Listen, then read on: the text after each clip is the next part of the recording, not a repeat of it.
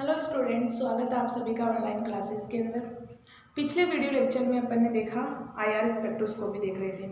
IR spectroscopy में अपन ने देखे वाइब्रेशंस मोड देखे, कितने टाइप्स के होते हैं ये देखे अपन ने, और किस किस तरीके से उनको एक्सप्लेन किया जा सकता है वो भी देखा है ना। आईआर रेंज के अकॉर्डिंग अपन ने उनको दो भागों में डिवाइड किया था उस रेंज को। एक तो फिंगर प्रिंटिंग रेंज का आता और एक आता वाइब्रेशन रेंज, है ना। तो वाइब्रेशनल रेंज आपकी सबसे ज़्यादा इंपॉर्टेंट होती है, क्योंकि आईआर की एप्लीकेशन क्या है, आपके फंक्शनल ग्रुप्स को एक्सप्लेन करना या डिटरमाइन करना, है ना। उन्हीं को डिटेक्ट कर पाती है जो जब आपके पास क्या हो, फंक्शनल ग्रुप प्रेजेंट हो, उन्हीं को वो डिटेक्ट कर पाएगी और नहीं कर पाएगी। ये देखा अपन ने। नेक्स्ट अपन ने देखा कि ये डाइपोल मोमेंट को भी शो करती है, क्योंकि कोई भी मॉलिक्यूल्स के अंदर आपका कोई बॉन्ड होता है वो स्थिर नहीं होता है कि उसकी लेंथ आपकी स्थिर होती है। कभी भी दुनिया के अंदर या कहीं भी कोई भी मॉलिक्यूल एग्जिस्ट करता है या कोई मॉलिक्यूल प्रेजेंट है तो उस मॉलिक्यूल के अंदर वाइब्रेशन तो होगा ही होगा, उसके अंदर वाइब्रेशंस टाइप तो होता रहता है, क्योंकि उनकी बॉन्ड लेंथ अपन एक स्थिर नहीं कर सकते, है ना। स्थिर नहीं कर सकते। अगर ये स्थिर कर दे अपन की इसकी बॉन्ड लेंथ स्थिर है तो वो एग्जिस्ट नहीं करेगा, क्योंकि हाइजेनबर्ग का प्रिंसिपल क्या कहता है कि अपन किसी भी मॉलिक्यूल्स को या किसी भी कण को स्थिर नहीं कर सकते, यानी कि एक टाइम में उसकी या तो स्थिति ज्ञात कर सकते हैं या उसका वेग ही ज्ञात कर सकते हैं। दोनों कभी भी एक साथ ज्ञात नहीं कर सकते। अगर अपन वेग यानी कि उसका संवेग मोमेंटम अगर अपन जीरो कर दें तो क्या होगा, अपन उसकी स्थिति ज्ञात कर सकते हैं, यानी पोजीशन उसकी ज्ञात कर सकते हैं। लेकिन ऐसा कभी नहीं होता, क्योंकि हाइजेनबर्ग के प्रिंसिपल के अकॉर्डिंग तो ये होता है कि अपन जब आपके पास कोई भी मॉलिक्यूल दिया गया हो या कोई भी कण होता है वो स्थिर नहीं होता है, यानी कि ना तो स्थिर होता है वो कि उसका अपन ये हो सकता है कि पोजीशन एक जगह रखकर अपन उसका संवेग ज्ञात कर सकते हैं, संवेग को कांस्टेंट मान के उसका स्थिति पोजीशन ज्ञात कर सकते हैं, यानी कि मोमेंटम और उसका वेलोसिटी ज्ञात किया जा सकता है। दोनों को एक दूसरे को कांस्टेंट करके ज्ञात किया जा सकता है। लेकिन कभी भी किसी भी यानी कि उसके अंदर कुछ ना कुछ वाइब्रेशन तो होता ही रहेगा। जब वाइब्रेशन होगा उसी को तो अपन क्या बोल रहे हैं कि संवेग होगा, यानी कि उसका मोमेंटम कैसा है वही तो देख रहे हैं यहाँ। ओके, तो अपने पास जो आईआर रेंज थी, आईआर रेंज को अपन ने दो भागों में डिवाइड किया। दो भागों में एक आगे फिंगर प्रिंटिंग रेंज, जो फिंगर प्रिंटिंग रेंज है, जो अलग अलग प्रकार के वेरिएशंस आ रहे हैं, आपके पास कोई मॉलिक्यूल दिया हो या कोई आपके पास सैंपल है, उस सैंपल के अंदर कोई ऐसा तो है नहीं कि जो सैंपल दिया गया वो एकदम कॉन्स्टेंट या उसके अंदर कुछ भी आपकी इम्प्योरिटीज़ ना पाई हो, इम्प्योरिटीज़ पाई जाएगी। उस इम्प्योरिटीज़ के कारण कुछ ना कुछ वाइब्रेशंस होगा। वाइब्रेशंस होगा तो अलग अलग प्रकार के पीक्स बनेंगे, यानी कि आपकी जो आईआर पीक बनती है, आईआर ग्राफ प्राप्त होता है आपको इस तरीके से होता है। यहाँ तो आती है फ्रीक्वेंसी और यहाँ आती है इंटेंसिटी।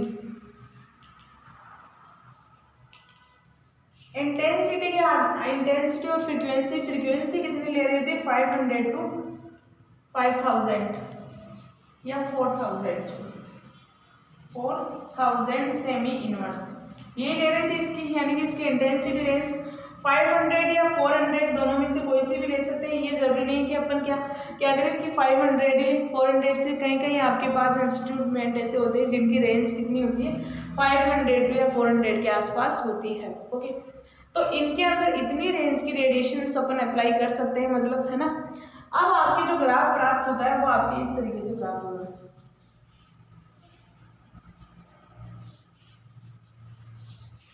ओके, इस तरीके का आपका कोई ग्राफ प्राप्त होगा। ये पीक मान लो आपकी कितनी आ जाए 3500 सेमी इनवर्स पर आ जाए, और ये पीक आपकी आ गई 2000 सेमी इनवर्स के आसपास आ गई मान लो, और ये आ गई मान लो 600 यानी कि 600 के आसपास ये पीक प्राप्त होगी। जो आपकी मेन पीक्स है वो केवल यही है, यानी कि जो मेन बैंड प्राप्त हो रहे हैं या मेन पीक्स प्राप्त हो रही है वो आपकी यही पीक है। इन्हीं के अकॉर्डिंग अपन किसी भी मॉलिक्यूल की स्टडी करते हैं। इनको देखकर अपन कभी भी स्टडी नहीं करते, क्योंकि ये अभी आपको दिख रहा होगा कि ये बहुत दूर दूर है, इनकी भी स्टडी की जा सकती है। लेकिन जब रियल में अपन आईआर स्पेक्ट्रोस्कोपी के द्वारा ये डायग्राम यानी कि अपन कह सकते हैं ये स्पेक्ट्रम अपन प्राप्त करते हैं तो उसकी पीक्स इतनी मर्ज होके आती है ना, एक दूसरे में बहुत ज़्यादा मर्ज हुई होती है, बहुत एक दूसरे में मिली हुई रहती है ना, तो उनको डिटेक्ट कर पाना या उनके बारे में अपन बता पाना बहुत मुश्किल होता है कि ये क्यों आ रही है। सबसे पहली बात तो ये आ रही है आपकी, एक तो कह सकते हैं कि रोटेशंस और रोटेशंस की वजह से आ रही है, ट्रांजिशंस की वजह से आ रही है ना। अगर आपका मॉलिक्यूल दिया गया है, क्या उसके अंदर वाइब्रेशन नहीं होगा? वाइब्रेशन के साथ साथ क्या होता है, रोटेशंस भी हो सकता है, ट्रांजिशन भी होंगे। उनकी वजह से जो पीक प्राप्त होगी वो आपकी होती है रोटेशनल, यानी कि ये छोटे छोटे आपके बेंड्स प्राप्त होते हैं वो आपकी या तो रोटेशन से एनर्जी की वजह से हो रहा है, यानी कि आपका मॉलिक्यूल है इस तरीके से, मान लो H2 है, इसके अंदर इस तरीके से आपकी क्या हो रहा है, वाइब्रेशन हो रहा है। मान कोई मॉलिक्यूल वाइब्रेशन के साथ साथ रोटेट भी होगा, तो रोटेशन हो रहा है इस तरीके से, वो रोटेशन बॉन्ड क्या होगा, इस तरीके से होगा। तो जो आपकी इस रोटेशन से जो बेंड प्राप्त हो रहे हैं उन्हें कहा जाता है ओवरटोन्स, कहा जाता है कि इन्हें ओवरटोन कह सकते हैं। ओके, तो ये हो गए अपने ओवरटोन्स।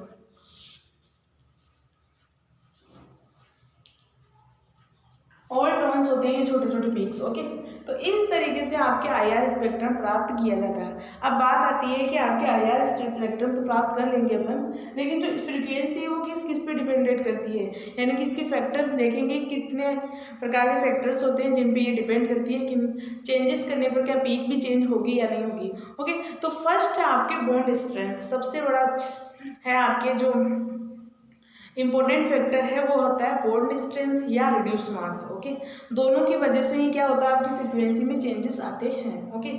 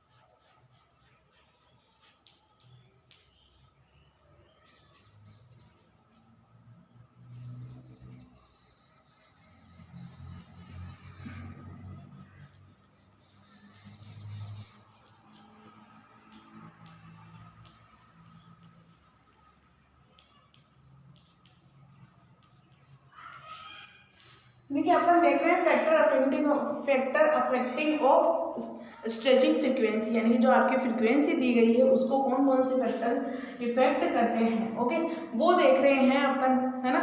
तो इसको सबसे पहले अफेक्ट कौन करेगा, बॉन्ड स्ट्रेंथ करेगी। बॉन्ड स्ट्रेंथ कैसे करेगी, आपके फैक्टर अफेक्टिंग कैसे, यानी कि आपके स्ट्रेचिंग फ्रीक्वेंसी या फ्रीक्वेंसी का जो फॉर्मूला होता है वो होता है आपके 1/2 kc रूट के अपॉन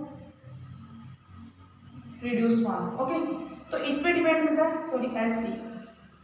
ये फॉर्मूला आता है आपका म्यू बराबर रूट 1/2 SC अपॉन रूट के अपॉन म्यू। ओके, ये फॉर्मूला अपना, तो ये किस पे डिपेंड कर रहा है, आपके के पर। के क्या है यहाँ पे, बॉन्ड स्ट्रेंथ,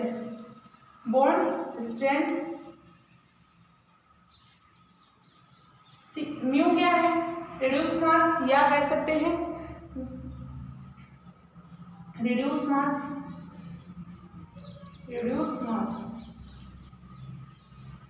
द्रव्यमान, है ना। जो आपके द्रव्यमान दिया गया है उसे अपन रिड्यूस मास कहेंगे। क्या हो गई बॉन्ड स्ट्रेंथ, यानी कि आपके जो बंध की यानी कि स्ट्रेंथ कितनी है, सामर्थ्य, बंध सामर्थ्य।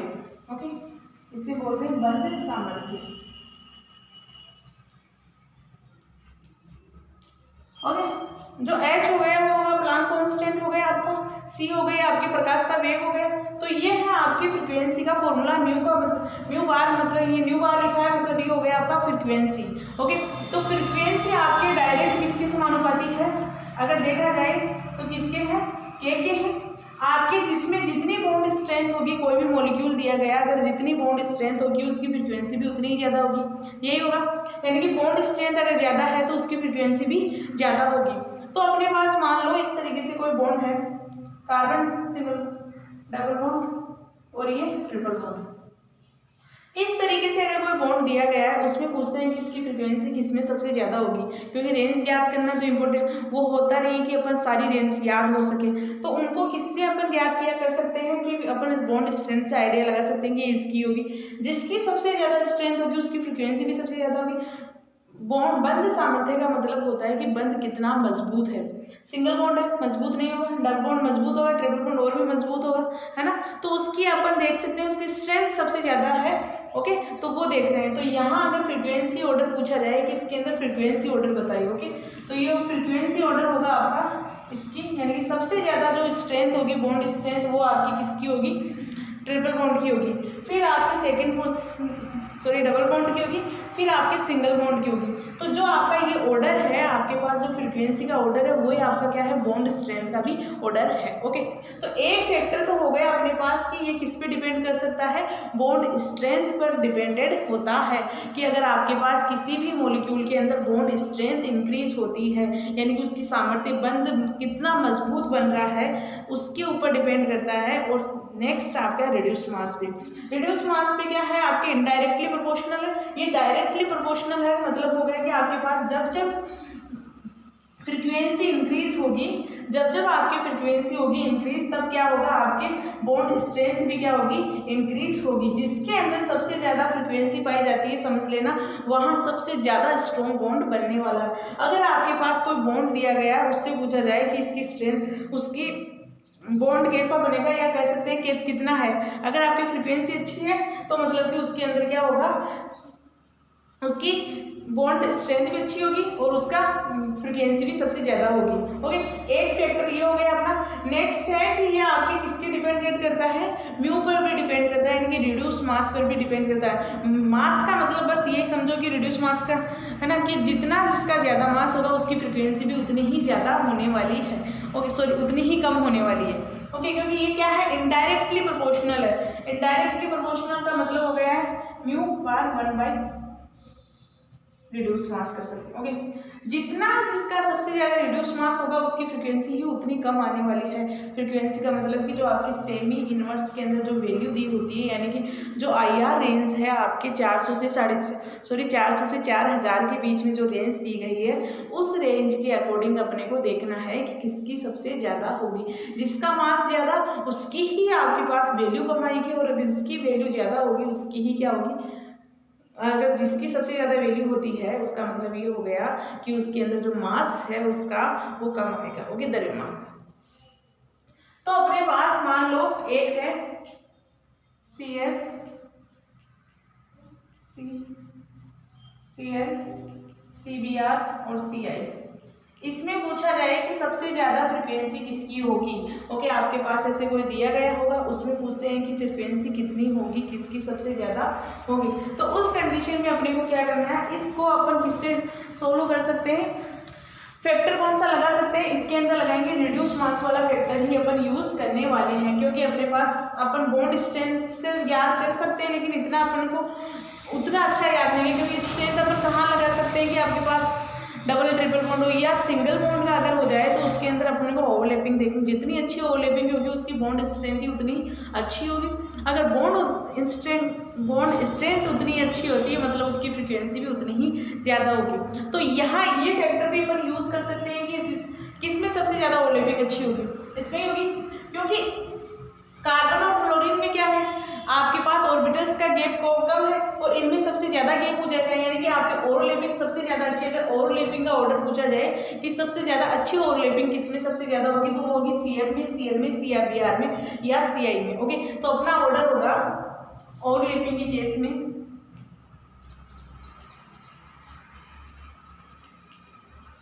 ओवरलैपिंग पूछी जाए, सबसे ज़्यादा ओवरलैपिंग सबसे अच्छी किसमें होगी, CF में होगी, और फिर CL में होगी, और फिर CBr में होगी, और फिर सबसे कम होगी आपके CI में।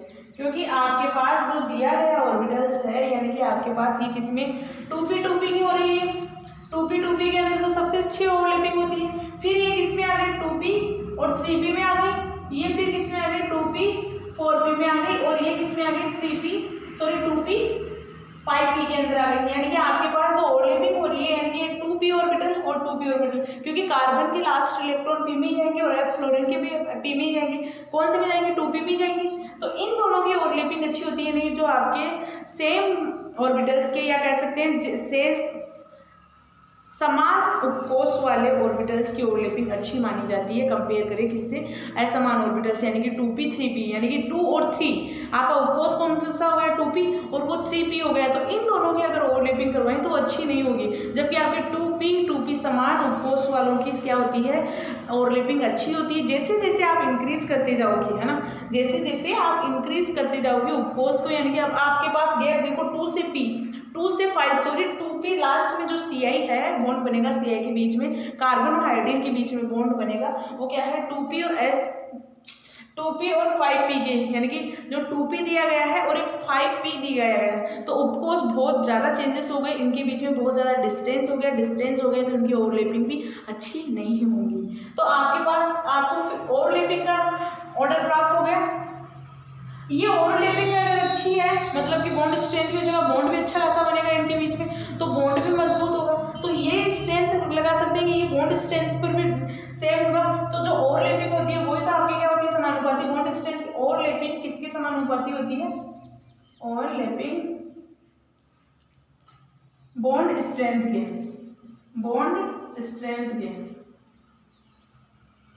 के समानुपाती होती है। ओके, तो ये हो गई बॉन्ड स्ट्रेंथ हो गई और ये ही अपनी क्या हो गई फ्रीक्वेंसी हो गई। ओके, तो इससे ही अपन आइडिया लगा सकते हैं ये फ्रीक्वेंसी हो गई, ये बॉन्ड स्ट्रेंथ हो गई, ये ओवरलैपिंग। अब बात आती है कि ये फॉर्मूला कैसे यूज करें, तो यहाँ कहा गया है कि जिसका सबसे ज्यादा मास होगा, यानी कि जिसका सबसे ज्यादा मास होगा उसकी फ्रीक्वेंसी उतनी ही कम होगी।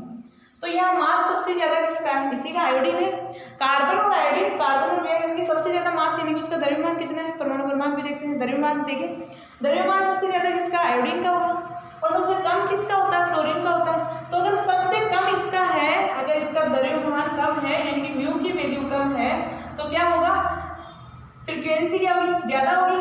तो यही तो बोल रहे हैं, यानी कि जो फ्रीक्वेंसी सबसे ज्यादा इसकी होने वाली है। ओके, तो अपने पास रिलेशंस अपन निकाल सकते हैं, एक तो फ्रीक्वेंसी से कि सबसे ज़्यादा जिसकी फ्रीक्वेंसी होती है उसका मास उतना ही कम होता है। सेकेंड कर सकते हैं अपन उसकी स्ट्रेंथ से, जिसमें सबसे ज़्यादा स्ट्रेंथ होगी, जिसमें सबसे ज़्यादा बॉन्ड स्ट्रेंथ होगी उसकी फ्रीक्वेंसी भी उतनी ज़्यादा होगी। एक कर सकते हैं अपन जिसके अंदर सबसे ज़्यादा क्या हो ओवरलैपिंग अच्छी होगी, उसकी बॉन्ड स्ट्रेंथ उतनी ही ज़्यादा होने वाली है। ओके, मतलब ये हो गया कि आपके पास जितना अच्छा बॉन्ड होगा, जितनी अच्छा बॉन्ड बनेगा उसकी फ्रीक्वेंसी उतनी ही ज़्यादा होने वाली है। ओके, तो ये था अपने पास फैक्टर अफेक्टिंग, यानी कि जो अफेक्ट करने वाले कारक, जो बॉन्ड स्ट्रेंथ या स्ट्रेचिंग फ्रीक्वेंसी पर जो अफेक्ट करने वाले कारक होते हैं उनकी अपन ने स्टडी की है। ये क्यों पढ़ रहे हैं, क्योंकि जब अपन अलग अलग मॉलिक्यूल्स के लिए अपन IR रेंज देखेंगे कि इसके बीच में इतना होगा, इसके बीच में यानी कि आपके सिंगल बॉन्ड दिया हो तो उसकी रेंज इतनी प्राप्त होगी, उतने पे ही पीक प्राप्त होगी।